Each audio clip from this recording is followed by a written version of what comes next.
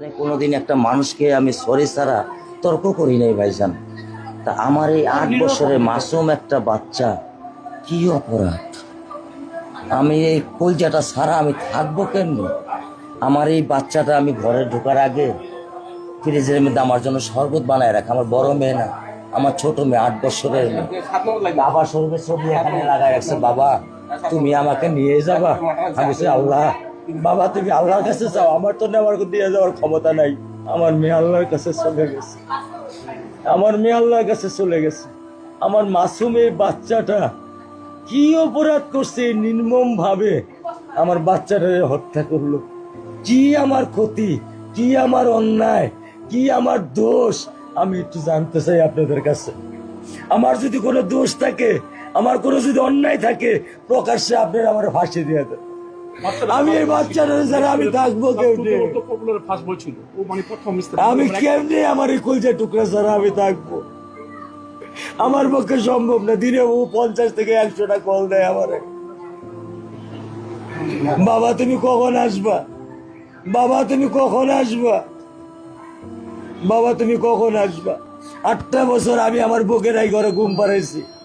আমি আজকে আমি কার সাথে ঘুম আসবো? আমি কি দিয়ে মনে সান্ত্বনা দিব? আমার অপরাধ কি?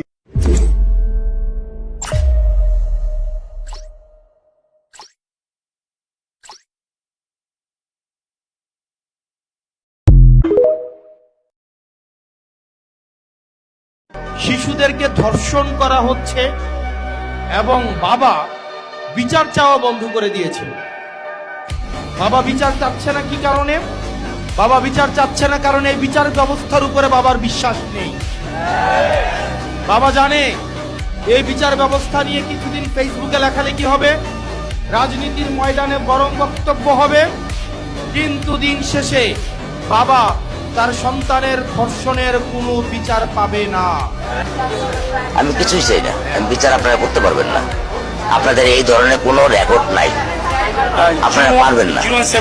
আমার মেয়েও ফিরে আসবেন।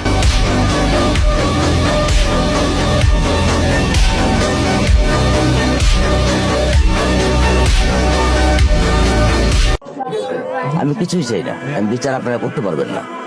আপনাদের এই ধরনের কোনো রেকর্ড নাই, আপনারা পারবেন না। আমার মেয়েও ফিরে আসবে না। আপনারা বিচার করতে পারবেন? পারবেন না। আপনারা কোনো এক্সাম্পল কারা করাতে পারবেন? পারবেন না। আমার থেকে স্টেম নেবেন, স্টেমে লিখিত নেবেন? পারবেন না, আপনারা পারবেন না।